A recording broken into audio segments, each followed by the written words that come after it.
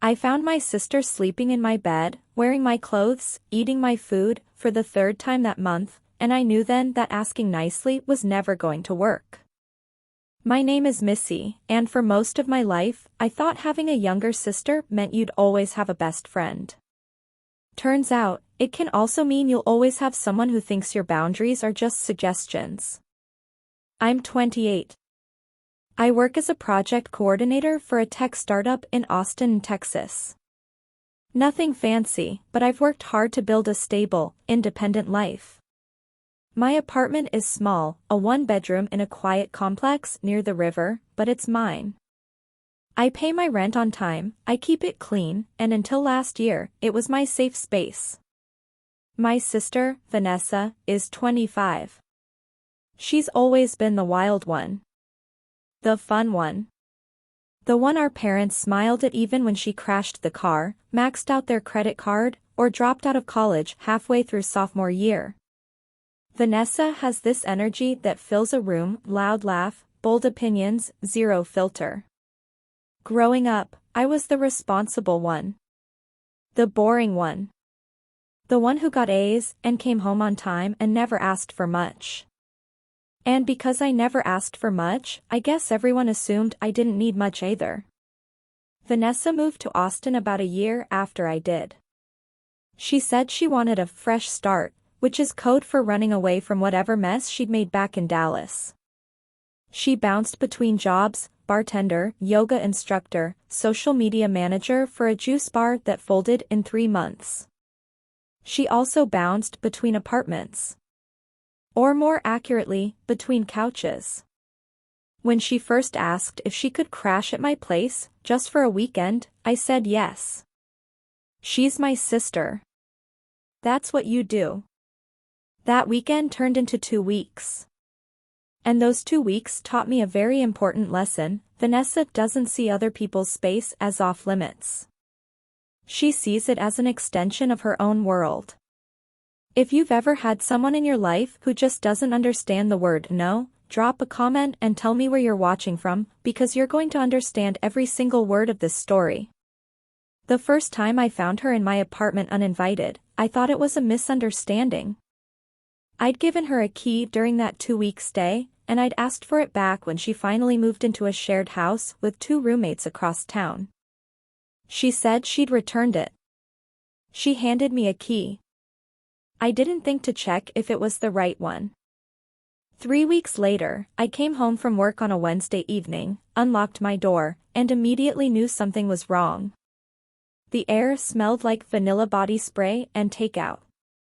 The TV was on. There were shoes by the door that weren't mine. I walked into my living room and found Vanessa on my couch, legs tucked under her, eating pad thai straight from the container, watching some reality show. She looked up and smiled. "Hey, Missy. You're home early." I just stood there, keys still in my hand. "Vanessa, what are you doing here?" "Oh, I had a crazy day." She waved her fork like it was nothing. "My roommates were being so loud, and I had a headache, so I just came here to chill." "Hope that's cool. How did you get in?" She shrugged. "I kept a copy of your key. Figured it was fine since we're sisters." I felt my stomach drop. Not anger yet, just this cold, creeping realization that she genuinely didn't see the problem. "Vanessa, you can't just come into my apartment when I'm not here." "Why not? It's not like you're using it during the day." I made her leave. I asked for the key. She rolled her eyes, dug it out of her purse, and tossed it on the counter. "God, Missy, relax. I wasn't stealing anything." I wanted to believe that was the end of it. It wasn't. 2 weeks later, I came home to find her in my bathroom, using my shower. She'd been at the gym, she said, and her place didn't have hot water. She borrowed my bathrobe. Used my expensive shampoo. Left wet towels on the floor. I asked how she got in. She said she'd made just one more copy before returning the last key, just in case of emergencies. This isn't an emergency, Vanessa. Well, it felt like one. I changed my locks. It cost me $150 and an afternoon I didn't have. I didn't tell her I'd done it, I just did it. For about 3 weeks, I felt safe again. Then I came home one evening and found the door unlocked. My heart kicked into panic mode. I stepped inside slowly, expecting a break-in. Instead, I found Vanessa in my kitchen, making a sandwich. How the hell did you get in here? My voice came out sharper than I'd ever used with her. She grinned. I told the building manager I was your sister and I'd locked myself out. He let me in. Nice guy. That was the moment I felt something shift inside me. It wasn't just irritation anymore. It was anger. Real, simmering anger. You can't do this, Vanessa. Do what? Visit my sister? This isn't visiting. This is trespassing. She laughed. Actually laughed. God, Missy, you're so dramatic. It's not that deep. The third time I found her in my apartment uninvited, she wasn't alone. I came home late one Friday night after drinks with coworkers. I was tired, a little buzzed, looking forward to collapsing on my couch with some trash TV. I opened the door and heard voices. Laughter. Music. Vanessa had brought 2 of her friends over. They were drinking my wine, sitting on my furniture, playing cards on my coffee table. One of them had their feet up on my cushions. There were chip crumbs everywhere. Vanessa looked up and waved. Missy. Hey. We're just having a little hangout. Want to join? I looked at her. I looked at her friends. I looked at my space, my private, personal space, being treated like a public lounge. And something inside me just snapped. Get out. The music stopped. Her friends looked uncomfortable. Vanessa frowned. What? Get out. Now. Missy, come on. I'm serious, Vanessa. Get out of my apartment right now, or I'm calling the cops. She stared at me like I'd slapped her. Then she laughed nervously. You're not serious. I pulled out my phone. She got up. Her friends scrambled to grab their things. Vanessa muttered something under her breath as she passed me, something about me being uptight and embarrassing. I locked the door behind them. I sat on my couch. And I cried. Not because I felt bad. But because I knew this wasn't over. Vanessa doesn't take no for an answer. She doesn't respect boundaries. And I just declared war without a plan. If you're watching this and you've ever felt like the bad guy for enforcing a simple boundary, hit that like button, because you're about to see how far I had to go to protect my own peace. The next day, my mom called. Missy, Vanessa is very upset. I closed my eyes. Of course she called Mom. Mom, she broke into my apartment. Again. She didn't break in, she's your sister. You're being really harsh. She brought strangers into my home without asking. She just wanted to spend time with you. No, Mom. She wanted to use my space like it's hers. That's not the same thing. There was a pause. Then Mom sighed. You know how Vanessa is. She's just free-spirited. You've always been so rigid, Missy. Maybe if you loosened up a little. I hung up. I didn't yell. I didn't cry. I just hung up. Because that's when I realized My family was never going to take my side.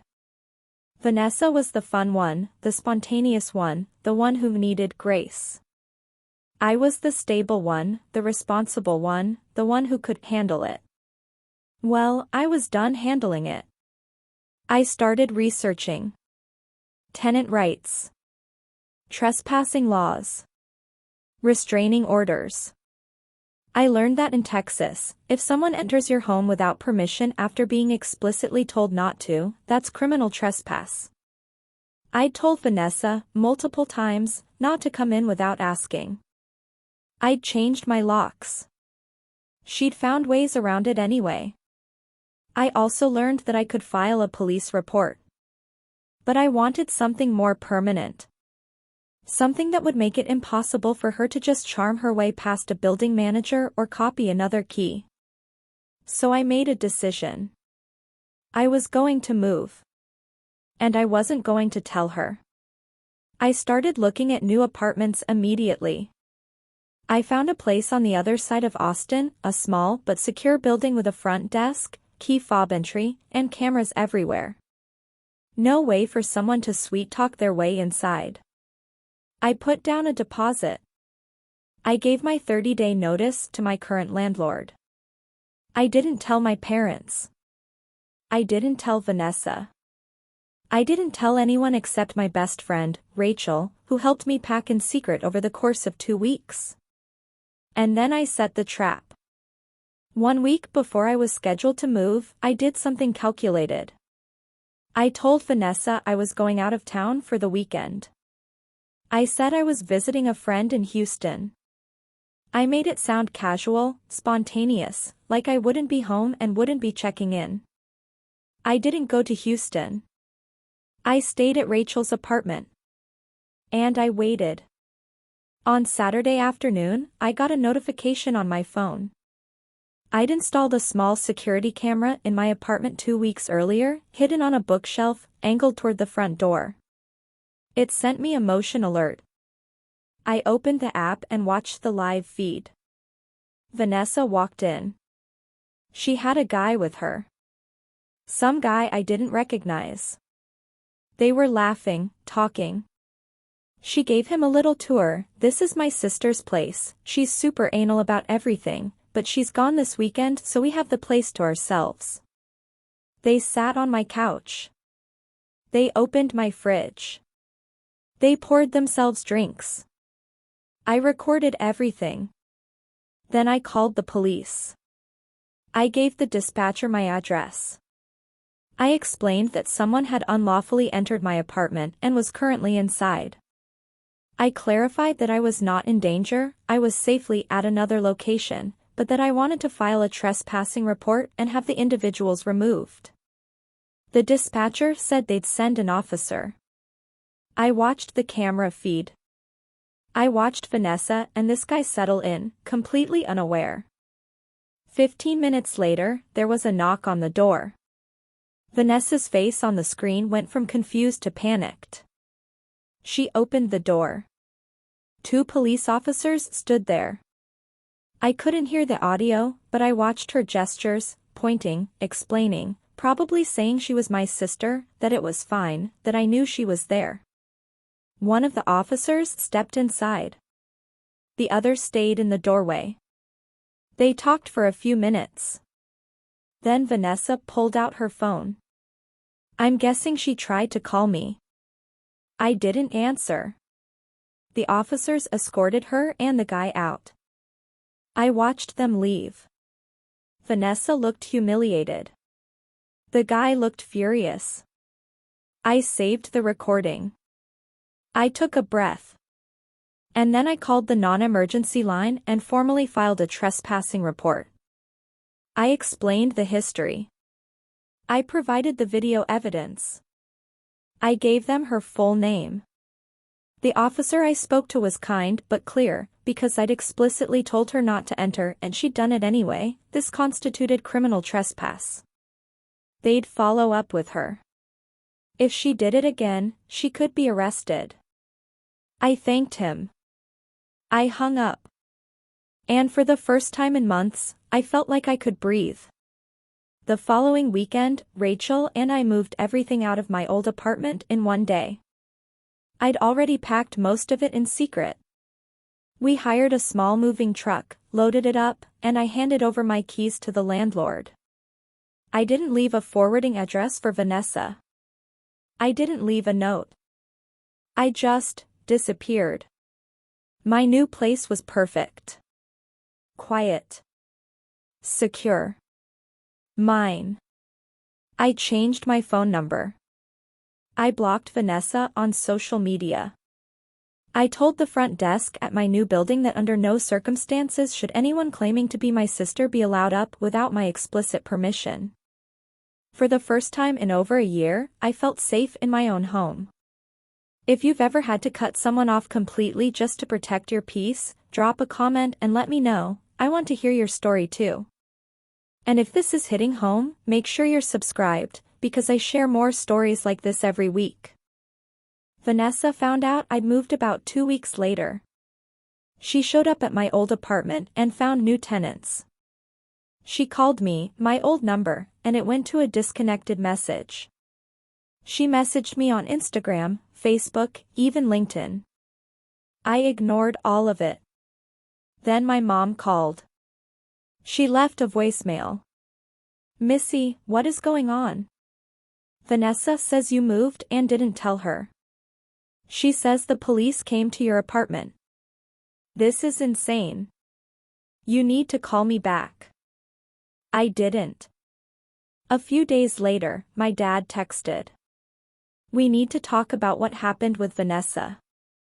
This has gone too far. I replied, Dad, Vanessa broke into my apartment multiple times after I explicitly told her not to. I filed a police report. I moved to protect myself. If she wants to talk about what went too far, she can start there. He didn't respond. Vanessa tried one more time. She sent me a long, rambling email. It started with anger, accusing me of overreacting, of being cruel, of embarrassing her in front of the cops and her friend. Then it shifted to self-pity, talking about how hard her life was, how she just needed support, how I was her sister and I'd abandoned her. It ended with a half-hearted apology.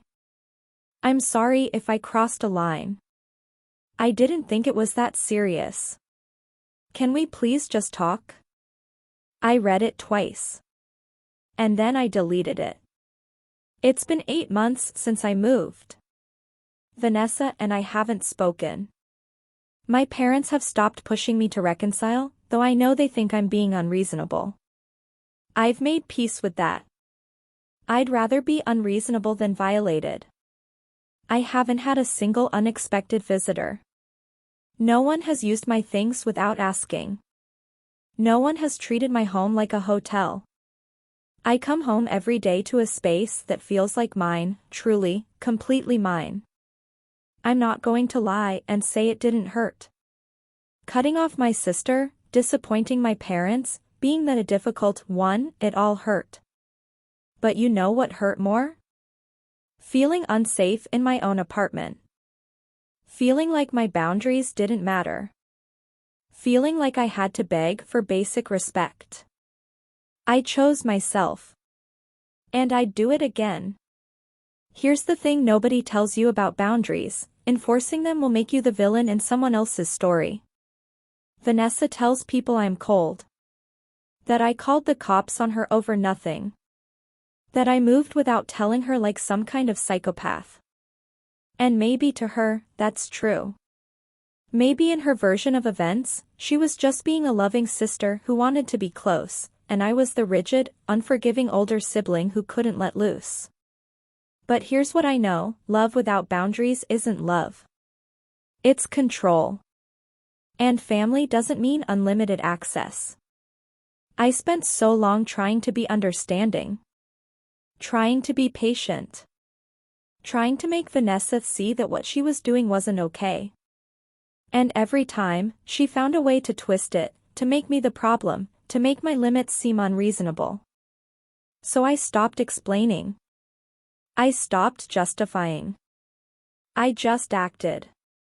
And the truth is, the people who truly love you will respect your boundaries. They won't make you feel guilty for having them. They won't test them over and over to see if you really mean it. The people who love you will hear no and honor it. I don't know if Vanessa and I will ever repair our relationship. Part of me hopes that one day, she'll understand why I did what I did. That she'll see her behavior for what it was and take accountability. But I'm not holding my breath. And I'm not waiting around for an apology to feel whole. I protected myself. I set a boundary and I enforced it, even when it was hard, even when it cost me, even when everyone around me said I was wrong. And I'm proud of that. If you're in a situation where someone keeps pushing your limits, whether it's family, a friend, a partner, please hear me. You are allowed to protect yourself. You are allowed to say no. You are allowed to walk away. You don't owe anyone access to your life, your space, or your peace. Not even family. Especially not family who refuses to respect you. If this story resonated with you, please hit that subscribe button and turn on notifications. I post new stories every week about standing up, setting boundaries, and taking back control. And tell me in the comments, have you ever had to enforce a hard boundary with someone you love? I read every single comment, and I'd love to hear from you. I'm Missy. And I'm done making myself small to make other people comfortable. Thanks for listening.